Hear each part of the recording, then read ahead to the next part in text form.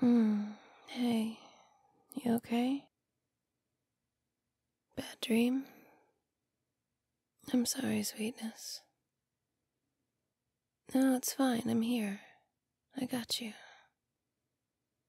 You know I'd rather wake up and help you than sleep through this stuff. I'm your partner. It's what I do. Plus, you do it for me. Okay, yeah, true. Come here. Get comfortable. I got you. Perfect. How's that? You want to talk about the dream? No problem. That's fine. I'm here if you do. You want me to help you get back to sleep? Of course, I'm happy to do that.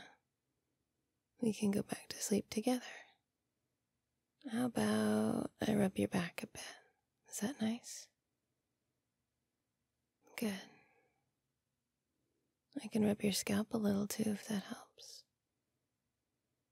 Okay, yeah, I can scratch gently.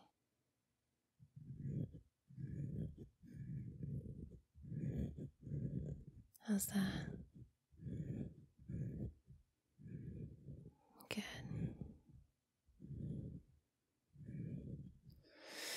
And beyond that, do you want me to talk to you or just be quiet? Sure, of course. I'm happy to soothe you with my voice. What would you like me to talk about? I could read you something really boring.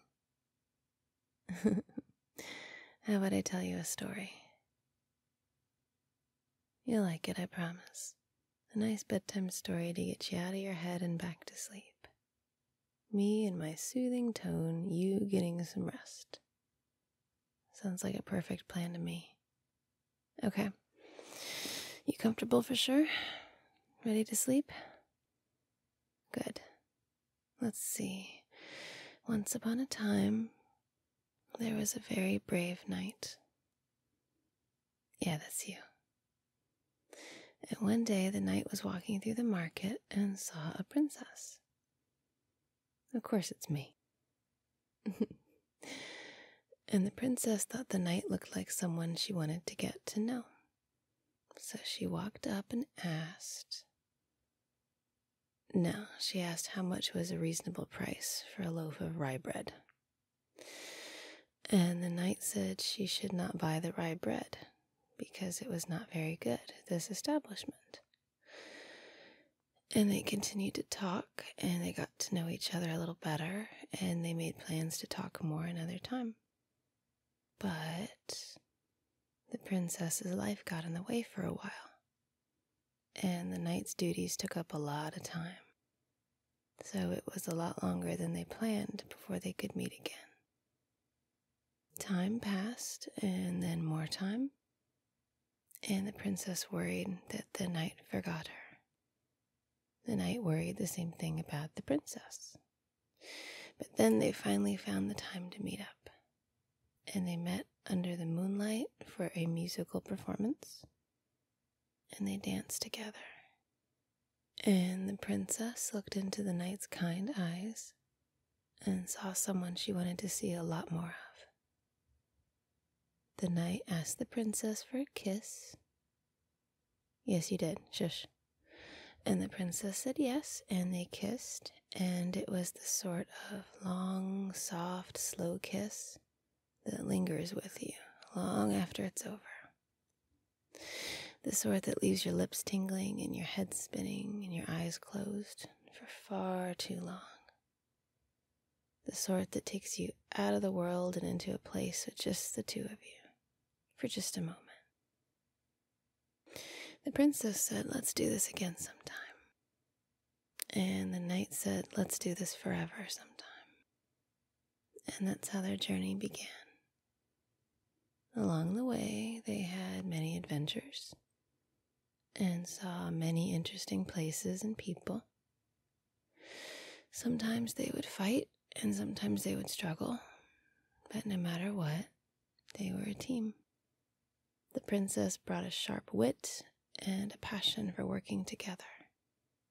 The knight brought a kind heart and a protective spirit. There were days when all they could do was hold each other through the worst of it.